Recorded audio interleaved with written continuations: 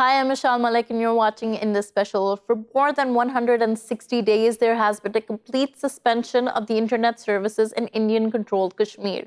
Last week, India's Supreme Court ordered the government to review the situation and stated that the indefinite suspension of people's rights amounted to an abuse of power.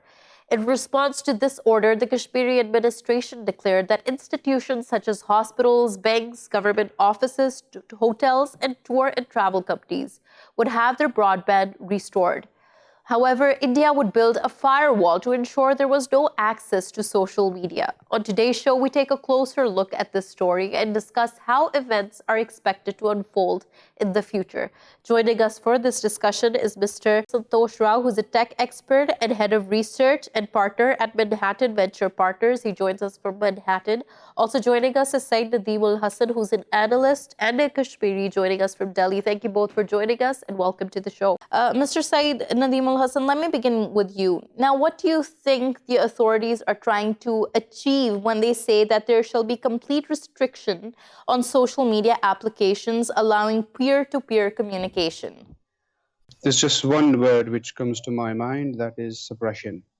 Suppression of the masses, to make it look that the Kashmiris have accepted it, the abrogation of Article 370, and just they're not allowing the word of Kashmiris to go outside the boundaries of Kashmir. It is just suppression, nothing else.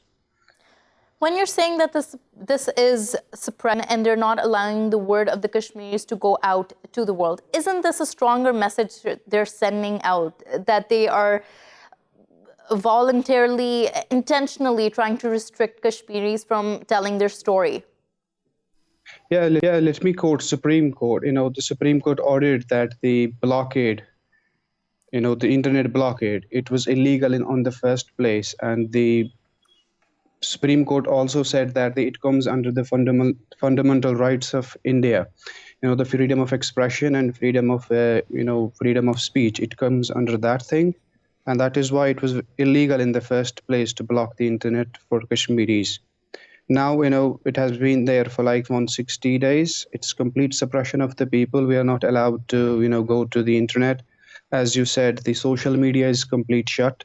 So that is why whatever happens in Kashmir stays in Kashmir. Nobody knows about it. It is just the Indian policies which are, thrown upon us, and we are, helpless. Mr. Rao, what would you say if the United States, the government in the United States, curbed the freedom for people to actually express their opinions online? Would that not constitute as a violation of their freedom of expression, their right to freedom of expression? Absolutely. At the very high level, you cannot block. I mean, you have to give total rights for expressing your views. That's acceptable. That's fine. That's well written. But I think in this case, the violence and all the other things going on there. But we don't know. That's a basic claim being made here, that we don't know. There's one narrative that's coming out, and we do not know what's happening on ground. There is a narrative that is that of the peoples. And should we not hear that? And I do want to take Mr. Syed Nadeemul Hasan's take on that. Should we not get to hear the narratives of the people who have been silenced for more than 160 days? Well, like I said, if they believe there are few miscreants in the valley which are creating, few miscreants, but you cannot block the internet for the whole people in valley, for like 1 or 2% of the people who are against the country. Like I said, Justice Ramana, he was the chief justice, he was the justice who said that it is against the right of freedom of expression. And the bench of 3 judges also said that it was illegal to block the internet in the first place. So after 6 months nearly, they have realized that it was a mistake to begin with. Now, what are they going with that? I don't know. SMS services, that is completely obsolete in the parts of India because nobody hardly uses them. It hit, many newspapers across India that it has been restored in the valley, which is a cruel joke to the people of Kashmir. Right. I mean, you can see that the students, businessmen, traders, job opportunities that we missed during the last 5 or 6 months. Right, and that is an essential point that I want to talk about, the job opportunities and opportunities at large that were missed because of this internet blockade. I want to take Mr. Raut's point of view on this as well. Mr. Raut, just on that specifically, India itself is one of the largest growing markets when it comes to online trade, online businesses, not extending that opportunity to the Kashmiri people. And this has not just been the case after 5th August.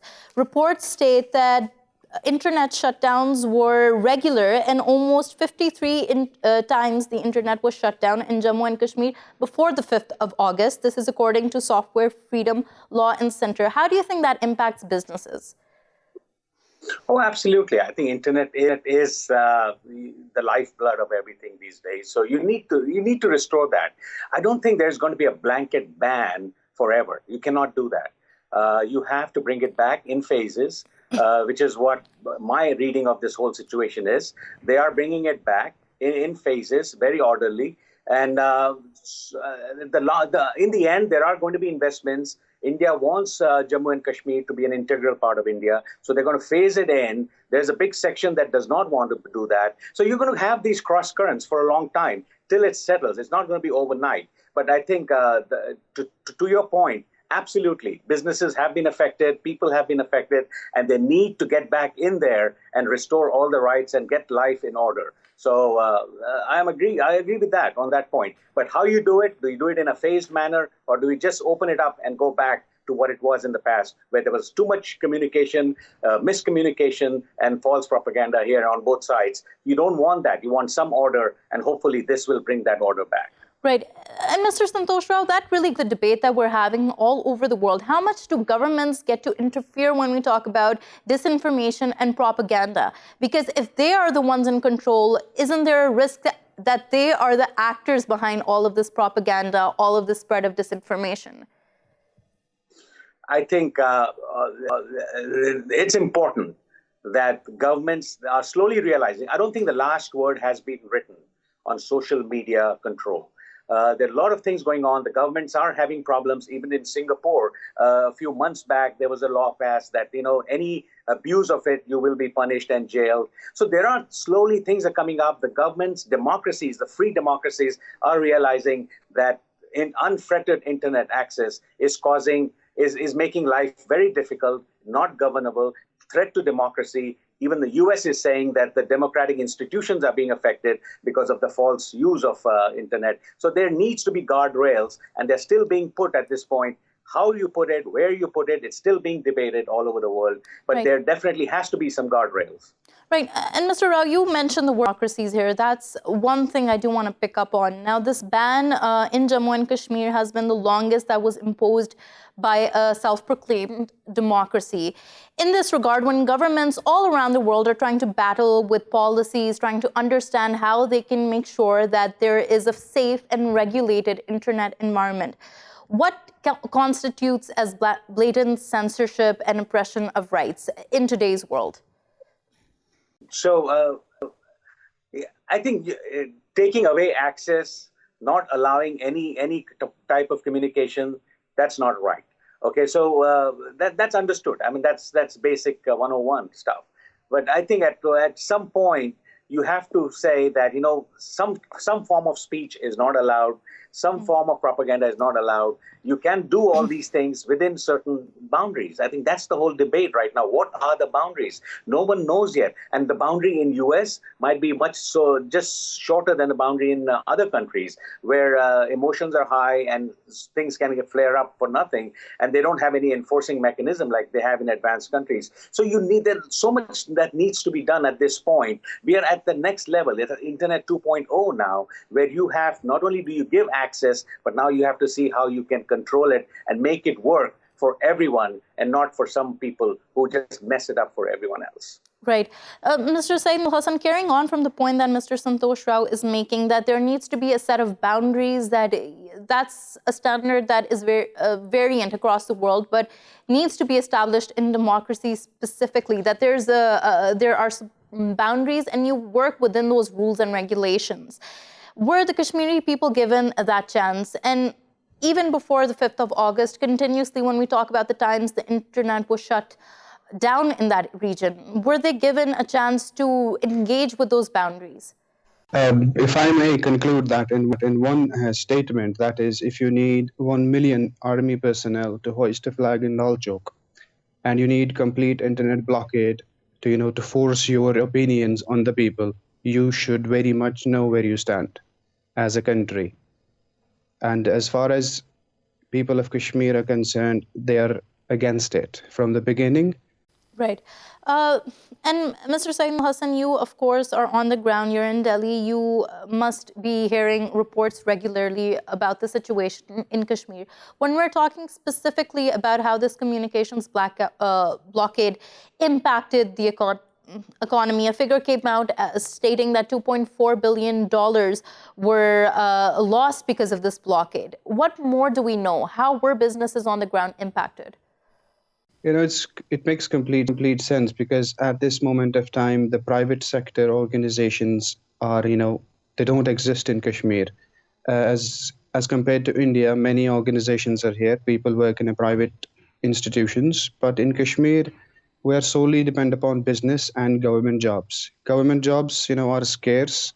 There is saturation, and today's youth, they are completely, dependent on private jobs, which actually, there is no private job right now. I am the example.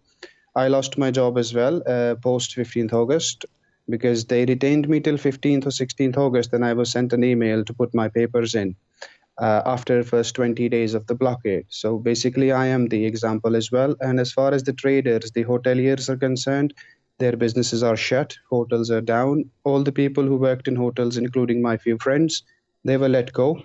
So few examples which were like my friends and associates and relatives, they all lost jobs. Like I said, today's youth are more into private jobs than government jobs. We didn't have to think about the jobs because I guess after 20th or 25th of August, like 15 or 20 days after the blockade happened, we all were let go.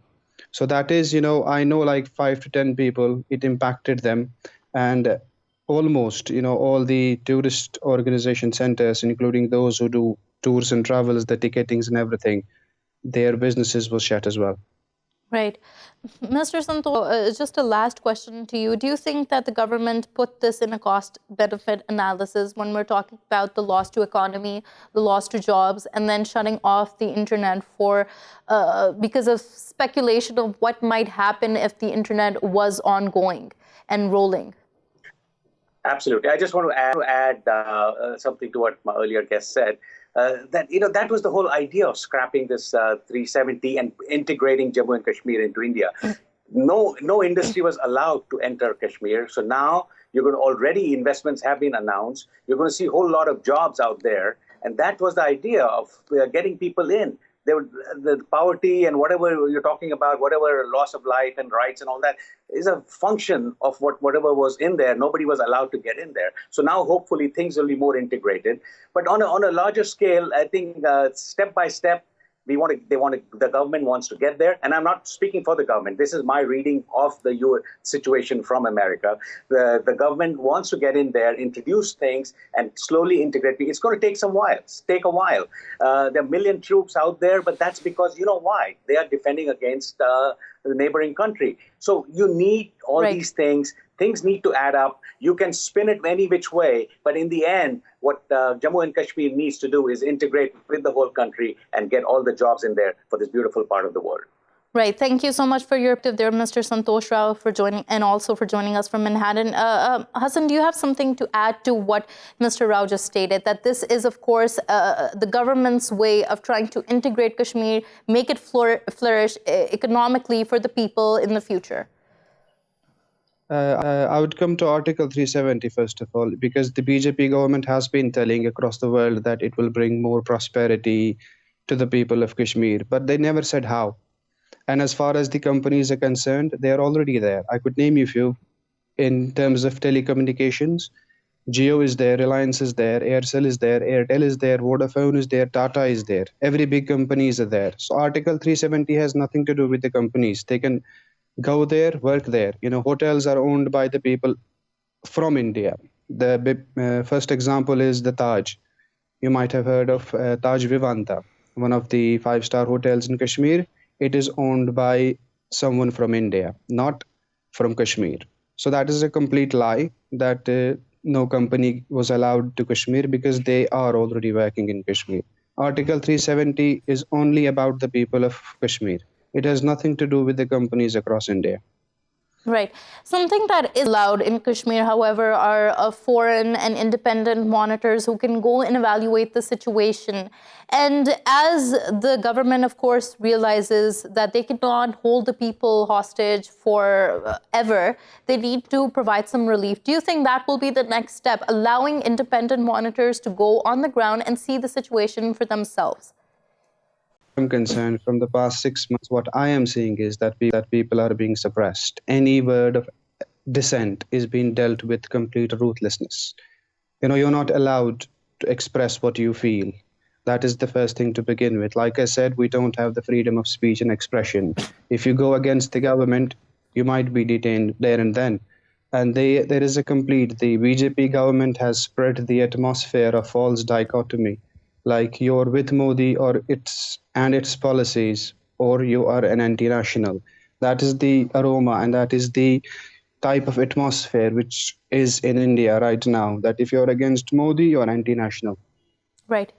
On that point, I want to introduce Maila Khan, who's a social media activist joining us from Lahore. Thank you so much, Maila, for joining us, and welcome to the show. Now, while we're having this discussion about security threats and to what point it is okay to allow governments to control, censor, to completely suppress the voices of 8 million people within a valley because there are potential security risks, how do we deal with this question in the modern world? I think a tool that is repeatedly being used by several states across the world, and particularly we've seen this emerge in South Asia as well, is cutting off communication under the sort of guise of stopping misinformation, fake news, and panic from spreading.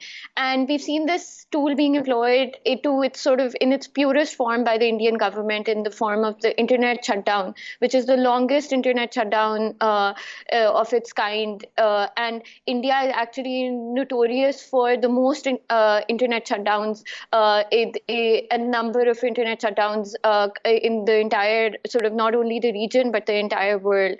And this is a very dangerous trend because a lot of activists, a lot of the public derives its power from the information that they get.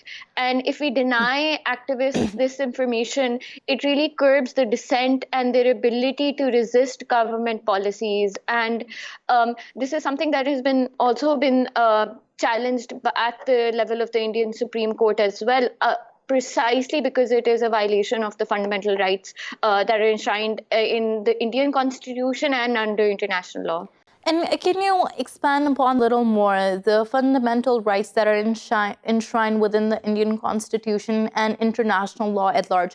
What does it say precisely about freedom of expression? And is there anything to talk about internet access there? Exactly. I think this is a common misconception that the internet is excluded from the framework of human rights that we have. And because we tend to create a hierarchy of rights in which the internet probably doesn't, in a lot of like sort of popular imagination, doesn't feature in the same way. But there have been repeated resolutions by the Human Rights Council that have said that all fundamental rights enshrined in international law apply equally to digital spaces. So which means that the right to information, the right to freedom of expression, the right to mobilization even, which is intrinsically linked to online spaces now, because a lot of mobilization and protesting originates from online spaces as well, is applicable to digital spaces, to digital devices. That is what makes internet shutdowns a direct violation of these rights. And even any sort of censorship or firewalls that are placed by governments are also violative of these rights for the same reason. Right. Nadeemul, Hasan, jumping back to you, now what do you think is the game plan for the future? What do you think the Indian government plans to do once they provide relief inevitably to the people of Kashmir in terms of providing a certain communication allowances there. What do you think is the game plan there? First of all, we are used to it now. It has been happening since I was born. I have never seen prosperity. I have never seen peace in my city or in the valley. It has been going on since ages. And it's a fact that there are the government agencies which are benefiting from it. When Prime Minister Imran Khan came into power in Pakistan, I was really looking forward that he would, at least talk to Indian government and they will settle this issue. But he has made many attempts to talk with PM Modi, but they were rejected, unfortunately, which completely, it goes to the fact that they want to control Kashmir. They don't need the people of Kashmir, they just want the land. It is geographically strategical piece of land in case of war, so they won't let it go. That is for sure. And as far as the people of Kashmir are concerned, we don't really matter to them, as far as I'm concerned, because the suppressions, the internet blockade, the everything blockade has been happening there since very beginning, since last 2 decades. And I don't see it is going to, these. What are they telling about they will restore the internet, they will do this, they will do that, and they will bring more companies in there. They will work with the prosperity for the people of Kashmir. I don't believe in that. I mean, the NRC and CAA, you might have heard about them as well. I think they are the part of the plan as well, because if 2 million people are going to come into India from Pakistan, Bangladesh, and Afghanistan, where are they supposed to live? And it is my intuition that they might settle them in Kashmir, just to divide the vote bank, divide the Hindu vote for BJP, because the people of Kashmir will never vote for BJP. Right. I think it is the part of the plan to settle those people in Kashmir and divide the vote bank. Right. On that point, thank you so much, Syed, Nadeemul, for joining us and taking out the time to talk to us from Delhi. Shamala, now, we are seeing a weaponization of social media, specifically in Jammu and Kashmir, where the administration states that there will be phases of restoring the internet. The most essential services will be provided first, but there will still be a complete blanket ban on social media. Now, what are the deeper implications of this on society? Yeah, I think once systematically, this is part of a larger operation by the Indian government to introduce a very controlled sort of governance there. And these are very authoritarian measures where you control the access to the internet, to information. And we've seen through sort of studies across the world, communities that have been operating under long-term and sort of extensive internet shutdowns. They are left behind economically. They don't have the same opportunities. Even sort of simple things like that we take for granted, that being the ability to apply to college is denied to students, for instance, because they don't have access to the internet in the same way. People have to travel long distances in order to even complete a simple task.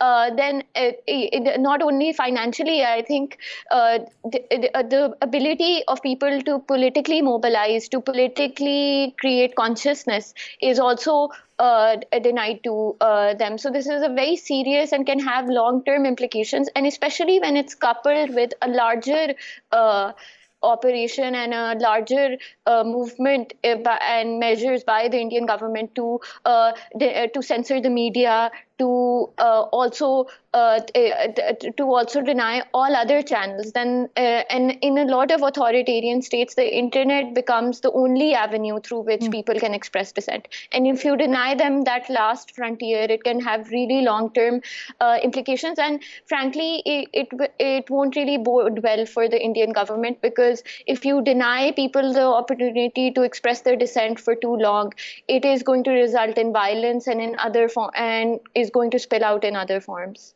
Right, and it's almost like this is creating a ticking time bomb, just waiting to explode when the world tries to see what happens. when the government gives the people the right to speak up. Now, you said that this is essential, the internet, for many purposes, and the government stated that hospital, banks, government offices, hotels, and travel and tour companies will be restored in the first phase. Would you say that other websites are just as essential as these that will be restored in the first phase, and therefore they are essential to life and the economy? Yeah, exactly. I think it's quite arbitrary. The government has chosen to define for itself what is essential. And in this first phase, they have not included social media websites. So a lot of, even from a financial point of view, a lot of businesses, especially smaller businesses, are operating on social media through Facebook, for instance. So that I think is a very sort of arbitrary judgment for them to make.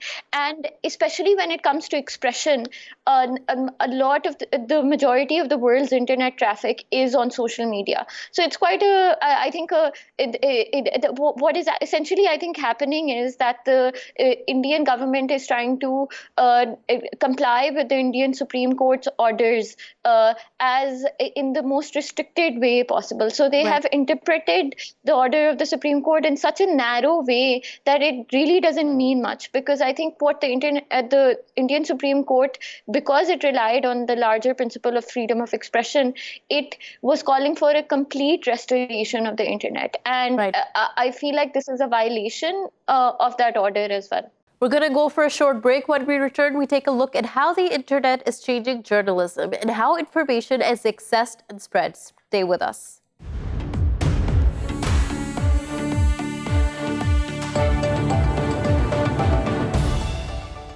Welcome back to the show. According to reports, there are 4.39 billion internet users in 2019, an increase of 366 million since 2018.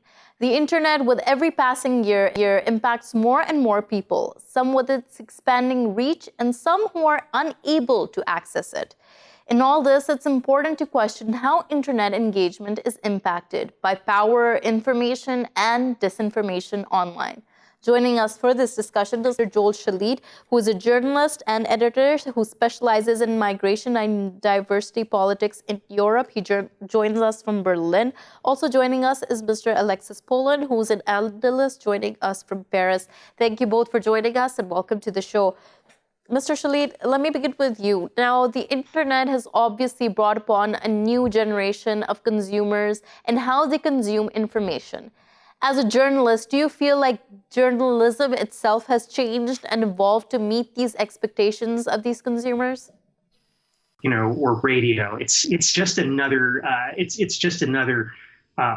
pump for content, and and that includes news content. News content is not necessarily regarded as anything different than traditional television programming or movies or anything of that nature. It's the availability of news content and the proximity of news content to other forms of entertainment content has had the effect of reducing the uniqueness of news content, and it's changed how people relate to news media. Right. And more than just the relation, don't you feel like it has become more interactive? People, civilians, have to hold journalists to a higher standard now because they can challenge them on many of the information that's being given to them. I think in first world countries, such as Germany, where I am right now, or the United States, that hasn't happened. I think that news consumers take it for granted that they have all of these features and functionality from news media that they're given today. They don't. It hasn't had the democratizing effect in terms of readership behavior and influencing how readers relate to the rest of the world that we in journalism always hoped it would. Right. I'm going to jump to Mr. Alexis Poulin on this. Now, Mr. Poulin, we hear a lot about the call-out culture, which is basically challenging, criticizing what information is given, calling people out for misinformation or misconstruing facts or problematic opinions. Do you think that this has not changed the way information is disseminated, especially news pieces, especially journalism at all? It has, but if you look at the fact-checking, it's mainly journalists and traditional media getting into the fact-checking business and trying to stop the fake news business, because there is two sides of the internet. One is, of course, it's more easy to share information, to get information outside of the traditional network. But the other is that you can pay for publicity, for propaganda, and push some fake news for elections or anything, as we've seen in Donald Trump election or the Brexit campaign or other. And it's always the thread line between the two. What is good is that it shows a new source of information, a new way of getting information, but you have to adapt to this. And clearly the younger generation are used to it, because if you look at the people who share the most of fake news are people of 60-year-old and plus, because they are not used to the tool of the internet, or not as much as younger generations. So it's a new grammar, it's a new way of getting information. And of course it's good for journalists, because you can contact people more easily, you can get sources, information. But remember, journalism is about fact, it's about meeting people, it's about being on the street. It's not just being in front of a screen. So it's two things. And I think it changed a bit the way we look at the business, particularly in countering the fake news as it spread in the past years. Right, and you're talking about facting and fake news here. Now, fake news, disinformation, misinformation are terms we've been hearing for quite some while now. Do you feel like adequate mechanisms are coming about in this online realm to target these? Not really. I mean, if you look at the way it's going, you can't win. It's just the mass of information is so huge that you can't really do anything. And in France, I'm based in Paris. The government wants to control social network in a way where it will end up being a censorship made by the algorithm, because the idea of the new bill of law that's going to be passed is that any hateful content should be censored by the platform within 24 hours, or they would pay a fee that would be very expensive. So the platform would just use an algorithm to censor the social network. It's bad, because we got some rules on journalism, on misinformation that works. It takes time, of course, but I don't think that censorship is the way going forward. But if you look at governments, this is what they do. Look at Iran. When they had the protests 2 months ago, what they did is that they shut off the internet, and then they repressed the protest without any camera, without anything. And if you look at China, they have their own internet. And if you look at Russia, Vladimir Putin has a plan of getting his own internet outside of the global internet. So power people, the governments, want to control this social network, want to control this new source of information, and this is not good news. Right. And we have been seeing all across the world internet shutdowns. And Mr. Schalit, I wonder, as a journalist and someone who's working in this field, covering human interest stories, how would it impact you if your government shut down the internet? And how do you think it impacts journalists all across the world? You know, I think journalists just need to learn to go back to analog sources to cover their stories and get information for their stories. I grew up in a family of journalists, going back 3 generations, and in my family, I have a distinct recollection of people going to press conferences, conducting interviews face to face, using the phone more, all of the things that we don't do now that we often rely on our computers for. And I think it would just be a matter of adjusting. it would be inconvenient. I think we'd lose some of the access we currently have, for example, for covering international stories. But I think in terms of accessing our immediate political environments, it would just be a matter of adjustment. I mean, I saw it happen. I watched my big sister in high school work without a computer, as an investigative reporter in a major, metropolitan area like the San Francisco Bay Area. And I've always kept her analog example with me. I don't necessarily think it's better. It's just that I know it's that there possible. are other ways to do this work that aren't as technology dependent. Right. Mr. Schalit, but how would this impact the user, the consumer of this information? Because if journalists, as you're saying, they have other ways of getting the story done. But if the fact that social media, if the online world has become the primary way people get information, wouldn't this restrict the process in its entirety? No, I don't think so. I think that consumers are malleable and they adjust to where they need to get their information. If they can only get it from printed sources or from television, they'll go back to doing that. I remember watching TV in the 1970s as a kid with my parents and pretty much finding that the only place that they got their news. And the immediacy of the way that the news got broadcast, for example, my memories go back to the end of the Vietnam War, was pretty immediate for its time. And it's, in some respects, it gives you some breathing room that we don't have right now with the 24-hour news cycle on the internet. And I've worked in newsrooms for 18 hours at a time. I know Mr. Schalit, stay with me. I want to jump to Mr. Poulin, talk to him about this. Now, the 2019 World Press Freedom Index categorizes the media climate in more than 3/4 of 180 countries as problematic, difficult, and very serious. This means that, of course, freedom of expression is deteriorating across the world. Now, one of the benefits of the internet, and many say that this is the case, many journalists across the world, that it frees you from editorial control, censorship. Now, as Mr. Schalit is saying, people can adapt to a new way. Do you think that will be beneficial in this climate, which already is promoting censorship and oppressing on freedom of expression? Yeah, it can be. I mean, for example, we got this international consortium of investigative journalism where they work on Panama Papers, on all the scandal of tax haven, tax evasion.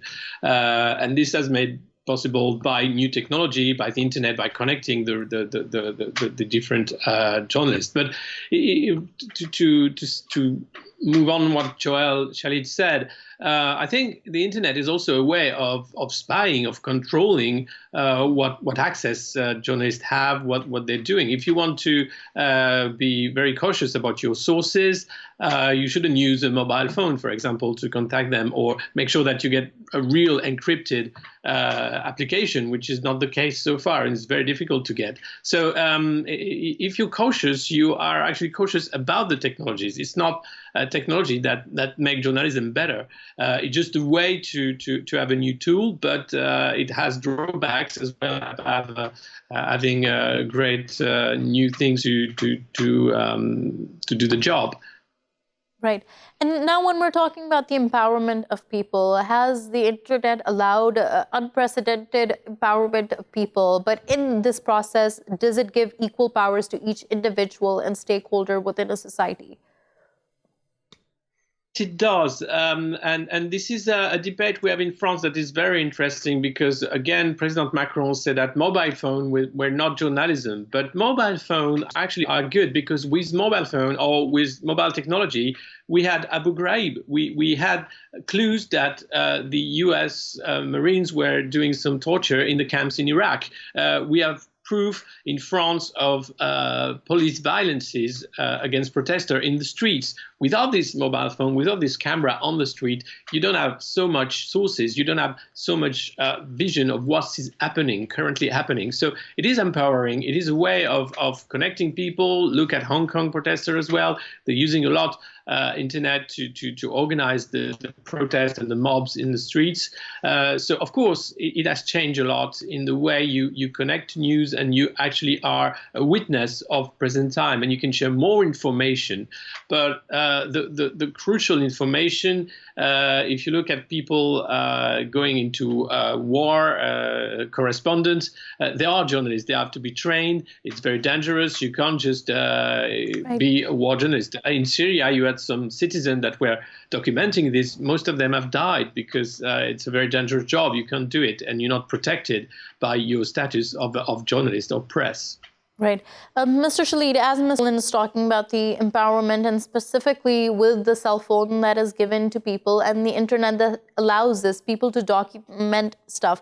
Now, of course, this leads the discussion towards civilian journalism and how many people across the world are taking it within their own power and hands to report stuff, put information online. Do you see this as having massive benefits, or do you see this as creating more problems within the realm of information? Absolutely. I've been an avid mobile phone user and smartphone user for as long as they've been available on the market.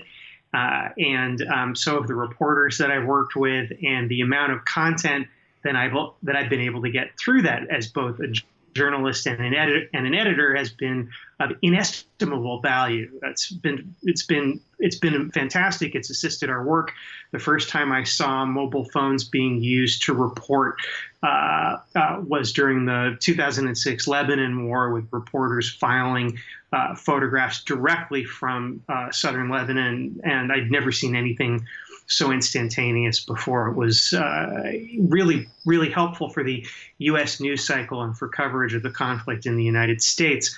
I think that the more technology we have at our disposal as journalists, the better.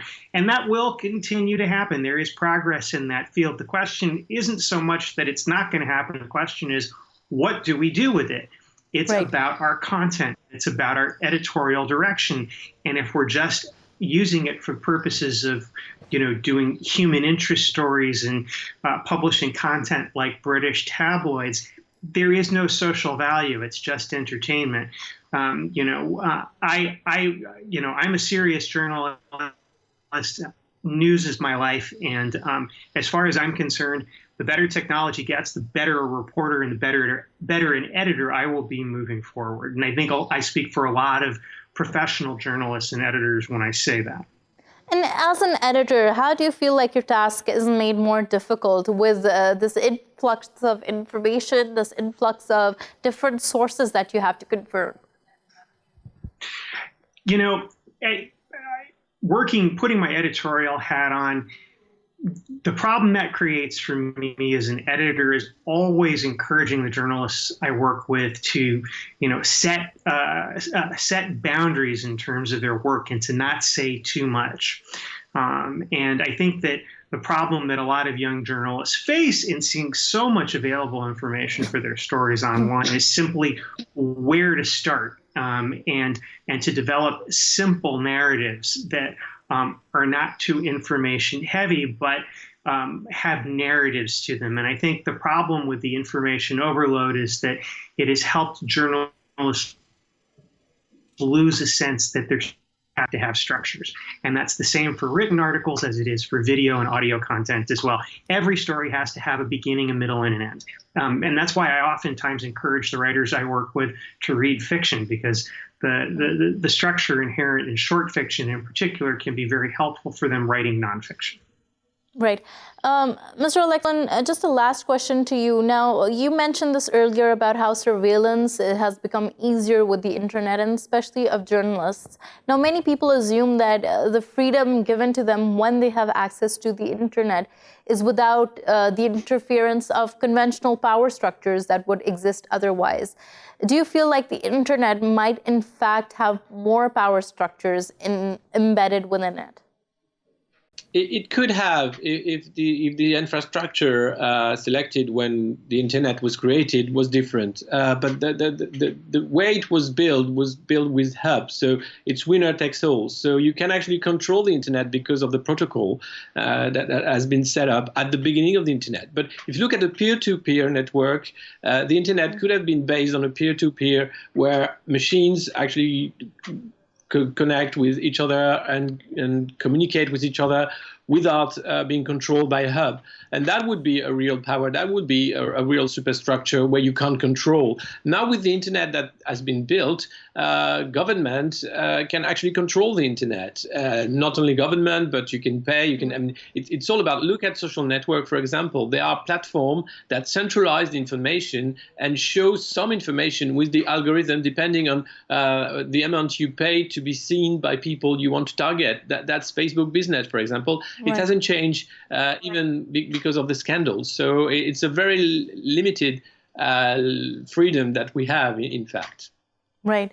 On that point, thank you so much, Mr. Alexis Poulin, for joining us from Paris, sharing your views, and Mr. Joel Schalit joining us from Berlin. It was a pleasure. Thank you for watching Indus Special. We will see you again tomorrow with more stories. Till then, goodbye and take care.